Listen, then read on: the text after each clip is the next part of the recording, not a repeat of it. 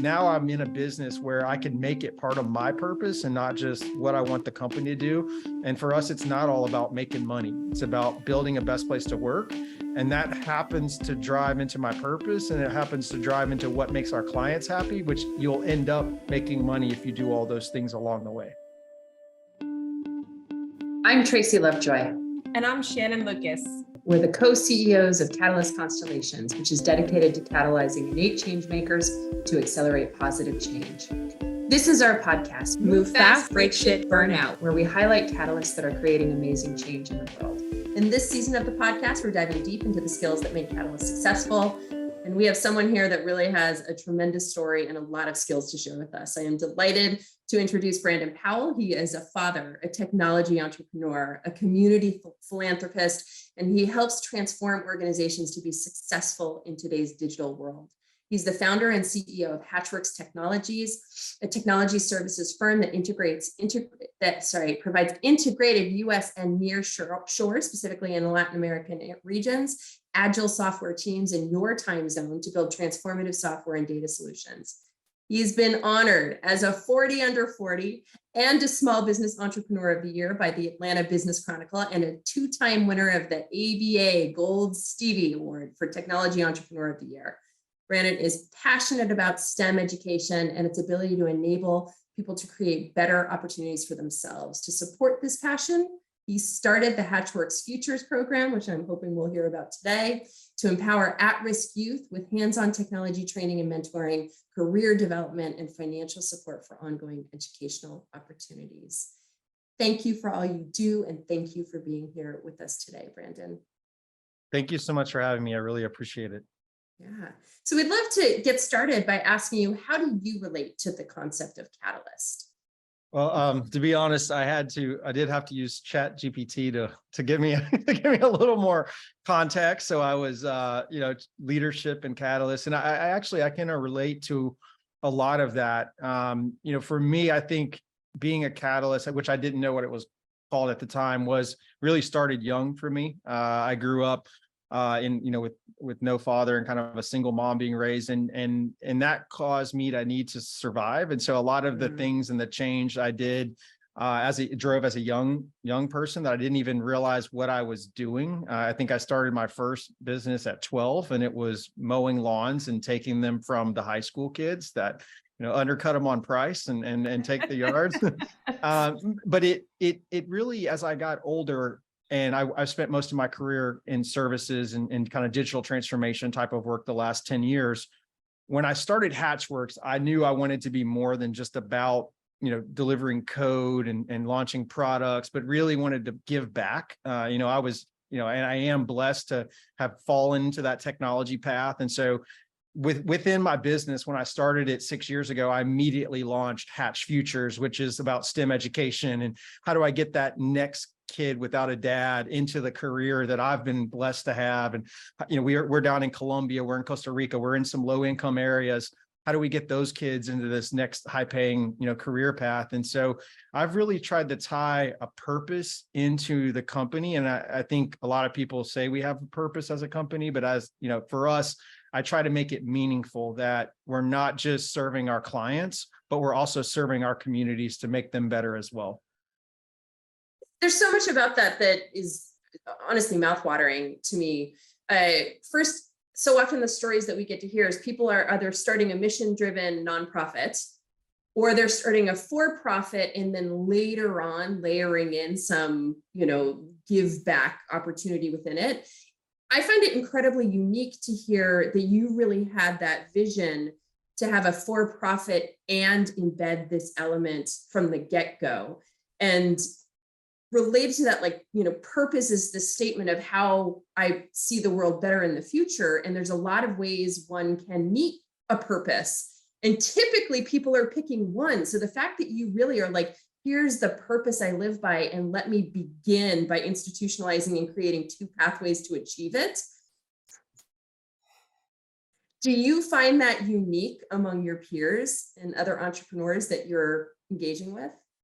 Yeah, I think I've seen companies where the founder's purpose and the company's purpose, when those things kind of intertwine, with each other that it's just like this perfect recipe. And so I don't think I covered it earlier, but my personal I figured this out in the last 3 years. Like I couldn't figure out how. I love giving back. I love running a company. Now I have a 1-year-old daughter. I love spending time with her. I realized that the personal purpose for my life was to help other people reach their full potential. And if you think about that, that's my daughter, making sure that she grows up and reaches her full potential. That's my employees. So making sure that people are getting promoted, that they're having a lot of opportunity for growth, for personal and career growth. And then that's Hatch Futures. That's helping these kids I don't even know, get into a job that they want. And so once I was able to kind of, and that was, I was 3 years into HatchWorks when I finally was able to kind of piece together what I saw as like two different parts of my life, it all into one, which was my personal purpose. And that tied into HatchWorks, wanting to create a brighter future for both our customers and for our communities, and doing that through our people, technology, and culture. And we've really pushed on that as a company. And some people are call that a double bottom line. That's a kind of a term, a newer term, or some people are using. Some people go the B Corp route. We haven't chosen to do that. But what we've chosen to do is within our core fabric and within our culture to drive this idea of giving back through Hatch Futures. And we don't mandate it. We don't force it. It's not on their performance rating. But the involvement and the engagement with our team across 6 different countries and in terms of the things that we do to try to give back, and they all want to participate, it's absolutely incredible. And I think for me, it warms my heart because that also ties into my personal purpose. So I'm getting kind of a double win out of this. It's such a powerful North Star that sounds like is really guiding you in all the decisions that you're making in your life. Thank you for sharing that with us. That's really powerful. Can I ask, how did you come to identify your purpose? You said that that's pretty recent. I'm a transparent person. A lot of therapy and a life coach. Seriously, a life coach. Yeah. This guy out of Denver, he's like wise. He probably wouldn't want me to tell his age. He's in his 70s. And he works with entrepreneurs. Okay. We're a little bit crazy. Let's be really honest. We're a little bit crazy, right? We take risk. We go out on a limb. We figure shit out when we don't even know what's going to happen. You just wrote a whole book about it, in terms of breaking stuff and figuring it out. And I spent probably 2 years with him, kind of, in monthly calls, and he considers him, he's a double psychologist guy, but he only deals with entrepreneurs. As he says it, we're wired a little bit differently than the rest. And he, basically I went out and spent a day and a half with him after 2 years of work. And we're like, look, everyone has a vision and a mission for their company, but what is it for you in your life? And if you can get those things lined up together, every day I wake up, I don't feel like I go to work. This isn't a job. Like I love it. I mean, and I wake up knowing that if I'm doing something for my daughter, if I'm doing something at HatchWorks or Hatch Futures, that it's something that I want to do because it ties up to my purpose. And I meet a lot of entrepreneurs that are like, man, I just want to make that money and sell this thing. And look, I'm just like any other entrepreneur. I want to grow my business and I want to exit my business. But I want to enjoy that process of doing that, not something that I don't like. And I've had other businesses that I wasn't as passionate about that I got out of. And now I'm in a business where I can make it part of my purpose and not just what I want the company to do. And for us, it's not all about making money. It's about building a best place to work. And that happens to drive into my purpose. And it happens to drive into what makes our clients happy, which you'll end up making money if you do all those things along the way. You heard it here. Do the work, do the self-work, therapist, life coach, gain that clarity, and it makes every day a joy and drives you toward that financial gain. I love it. Thank you, Brandon.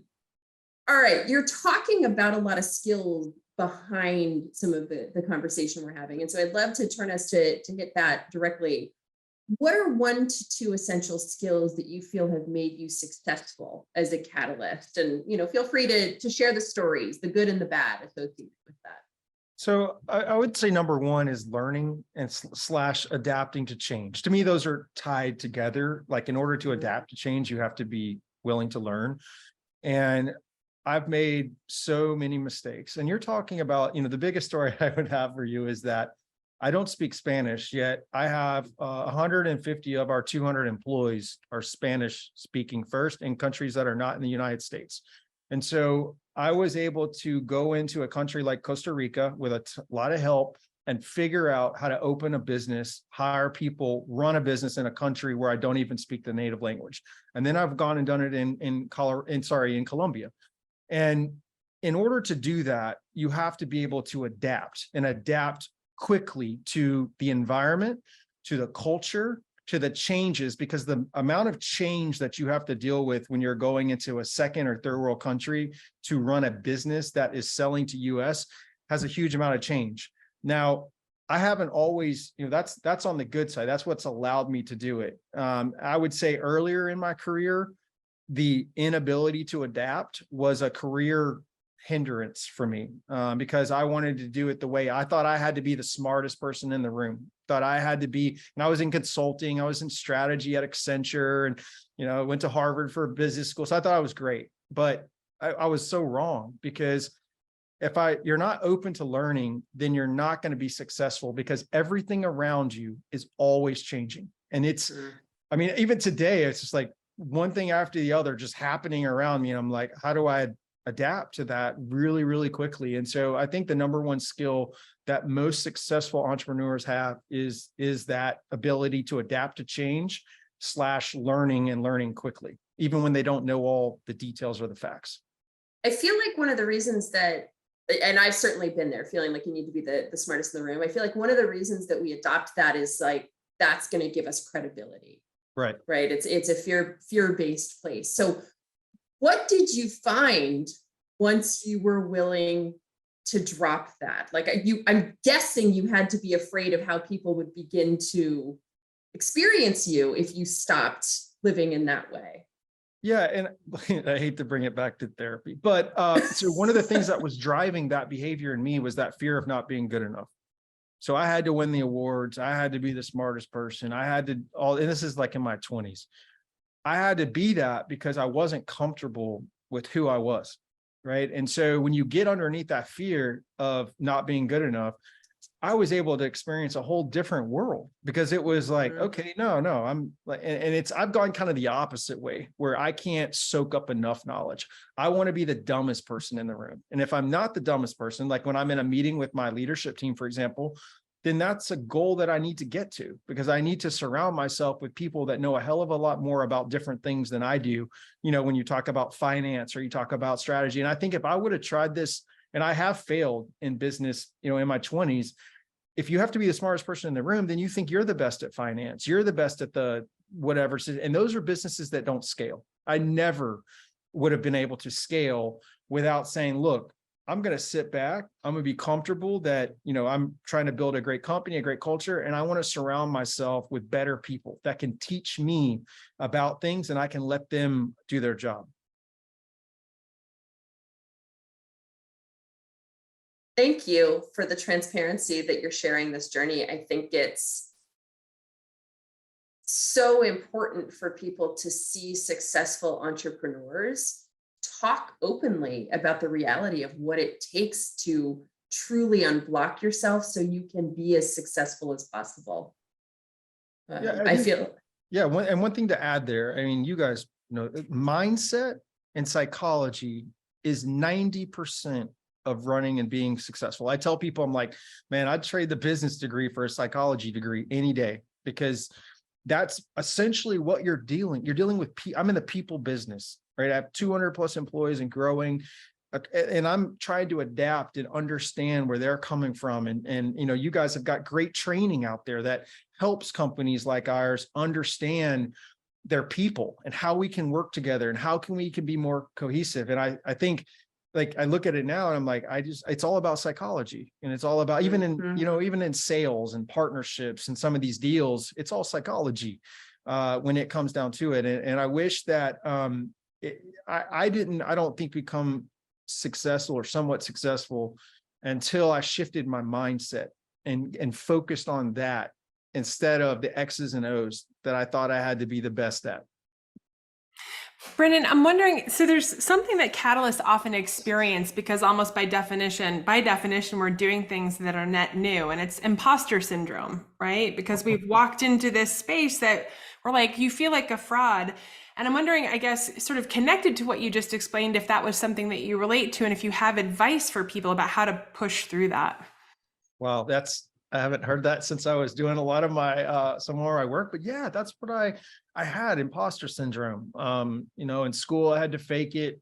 I didn't belong. Kids came from money and all, and I felt like for a long time I tried to be what people wanted me to be instead of being myself in terms of Yeah. like whatever I was doing. And I'm not saying you don't have to be in certain times a chameleon in terms of, but you got to be your authentic, true self if you really want to figure it out, because at the end of the day, it's eventually going to catch up with you. And along with the imposter syndrome, there's shadow, right? We all have our shadow. It's being aware of your shadow and knowing where it is. And I started to tie a lot of those pieces together. And look, I make tons of mistakes and not perfect in any way, but I think continuing to catch yourself and say, look, I'm going to stay grounded. I don't care how big my business gets. These are the rules of engagement for me in terms of what I need to do to kind of stay there. And I see this today. I mean, I recently joined a different entrepreneur organization that's typically bigger businesses, and I have to catch myself. Like, I don't quite swing at that level, and like, but am I going to go fake it, or am I just going to be me? And I'm like, I'm just going to be me. This is who I am. I'm not going to be in there and say my business is 3 times bigger than it really is because I want to fit in, and I think it's tough. I mean, it's tough, as your business gets bigger, you want bigger things. And when you get in those bigger things, sometimes you have a bigger, reason that you want to, be fake. And I think being authentic and sticking to it it's not easy. And I think anybody who says it's easy, I just don't think it is. I think we all have natural tendency as humans, especially some of us, and depending on how we grew up, to be the best. And we always want more, and we want more. And I think this level of grounding is very important to deal with. Do you have a tool that when you feel yourself getting pulled into that social pressure, frankly, that helps you reground or remember to go back to your authentic self? Yeah, so I like to surround myself with other entrepreneurs that are maybe experiencing or know what I'm talking about. Some people can't relate to some of this stuff because it just doesn't, not because they don't know, but just because it's like they're not in the same shoes. And so, I think like I'm in EO and there's groups like YPO where you surround yourself with peers that are probably experiencing the same thing, and they'll put you in check in a hurry. You come in there, it doesn't matter how big your business is. It doesn't matter how many employees you have. It doesn't matter what your revenue was.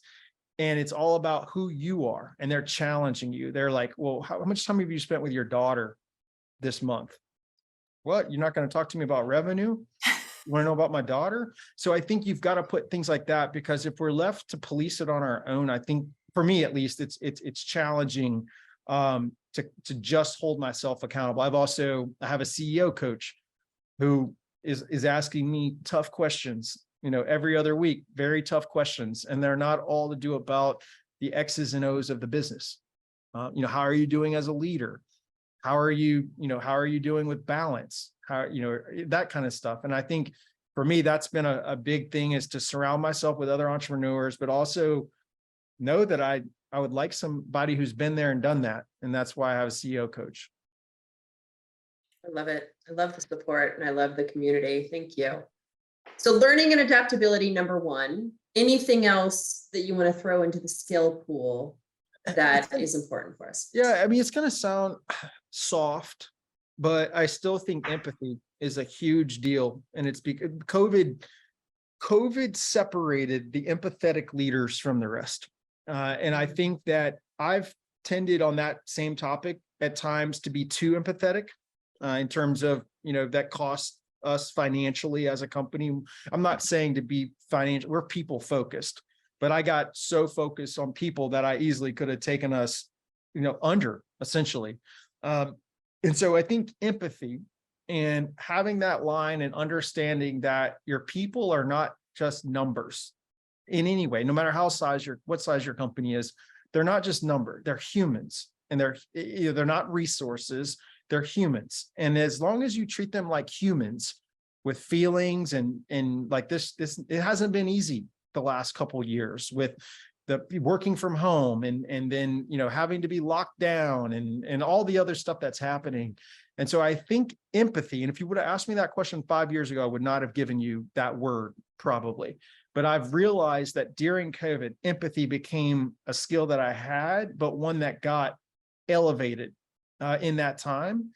And I realized that, people want a transparent and empathetic leader when there's times of trouble or times of change. And that's another one that I would bring to the table that I don't know that I realized was important until the last couple of years. And it's so interesting that, you tie it to COVID, but catalysts are often brought in as the agent of change. And so definitionally, we are almost always leading people through moments of change. And so, I love that tie to, it is important for us to be thinking about this, even when there's not a global pandemic or huge disruptions in the system, because we're creating change all the time and, thinking about the impact on people and seeing them as humans. You mentioned that in your own business that, maybe you went too far. How does someone find the balance in empathy and driving toward business outcome? They have a CEO coach that will hold them accountable. I'm not kidding. Like I had no one holding me accountable. Like it's my business. I bootstrapped it. I don't have any investors. I don't have a board. And I think that I led with what I wanted, which was I didn't want to lay off people, or I didn't, I wanted to keep everyone. And but I didn't have a checks and balances in that situation. And, there's a lot of ways that companies have that, but there's a lot of companies that are like, it's my company. I can do whatever I want to do. And that I nearly drove it. I drove it in a ditch. I got it out of the ditch, but it was, it was close. Right. And we're come back stronger than ever and scaling and, just had our best year ever and about to have another one, but it was close to losing everything because there wasn't enough balance and checks. And, now I do things like I'm very transparent with the numbers. So every month, my entire leadership team we go through the entire balance sheet, P&L, everything with the CFO. So I also hired a fractional CFO because I thought I could do the finance stuff because I know that stuff, right? No, like it was beyond my pay grade. And right. It was like the chicken guarding the roost or whatever. Like, it's it was not a good combination. And so just having a CEO coach and then a fractional CFO, and then, sharing all the numbers with the whole leadership team so that like they can ask the questions. Hey, Brandon, like that doesn't look right. Like we lost money last month. Like, what are we doing about it? And I think those things, it just opened up the black box. I was the only one really looking at the numbers besides the accounting company. So that's it. That was fantastic, right? Go ahead. I love the transparency as the antidote or the balance, not exactly an antidote, but the balancing thing for the empathy. Because what it speaks to me about is like the shared accountability. We all own these numbers. We own this system, and it helps them use their empathy skills in the right balance. I love that. With that, I'm going to turn you over to Shannon to continue the conversation. Okay. All right. You ready for rapid fire? By the way, this is the first podcast I've had it's like 2-on-1. Are you intimidated, Brandon? No, it's great. You guys are a great tag team. We're high energy. If anything, that's what we bring. All right. One thing that you do to get ready for a big meeting. Well, for a sales meeting, I always look, back to the empathy part. I look at their backgrounds, but not for where they work, but more like where they go to school, what are the clubs that they're in, to look for a common thread that is more personal in meeting, right? That's not just about like, hey man, what kind of project can we go do for you? And so I try to look at and do some research on the personal side to figure out what their interests are and those types of things. And then on an internal meeting, when I have, a couple times a month, I have the whole company on a call. I try to be really authentic and not script out stuff. So what I'll do is I'll say, all right, what are the 3 to 5 points I want to make in terms of these things. And I'll put like one word for each of those. So instead of like writing out a bunch of points, I'll just put a word. And that word is like the cue for what I want to talk about that. And I'll just kind of let it flow on there. Sometimes I get myself in trouble by not being as structured, but for me, it's just more natural than getting on and, some BS script type of reading and writing. And I don't see myself changing that no matter how big we get. Is trying to be real to them and kind of give them what I would want if I was in their shoes, which is transparency. Tell me what the results are. Give me the truth, and keep it real. Don't give me some BS. We've all been, I know a lot of people that they've been laid off recently by some bullshit script video. And then you hear about the stories where the leader was like authentic and got on and spoke from their heart about what's going on. And those people are like, wow, I really enjoyed my time. I think the difference between those two exits, right, versus a cold ass email or video, letting you go. I just think it's different. I love that you just gave us two really concrete tools. One, how do you exercise empathy strategically? Like that's the looking for the threads and everything you talked about. And then like the tactic for how do I show up authentically? I mean, those are really great concrete tools for things that I think often feel amorphous for some people. So thanks for that. Mm-hmm. All right, we heard a lot about your daughter. So I'm curious, what's a favorite way to spend a free day? So mainly with her, she's 15 months now. So I'm still figuring out the father thing, but she takes the whole day.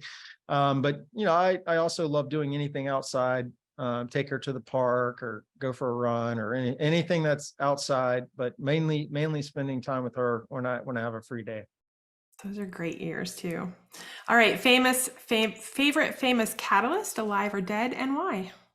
So I think this is more recent, but I really love what Satya Nadella has done at Microsoft. I mean, wow, like he made big bets that others weren't making. And it's going to be, what he's done with AI and the investments they made and the partners, it's going to be a Harvard case study, strategy 101 with the work that he did. And I just think the amount of change he drove into that company at Microsoft, who honestly, I think was kind of declining or dying on the vine in a way, completely over the last 5 years, completely transformed that company. And I'm just to do it at such scale, global scale, is just absolutely incredible. And then obviously to do that after a founder like Bill Gates, had built it. I mean, it's just a pretty incredible story for the catalyst of change that he was able to drive into such a large company.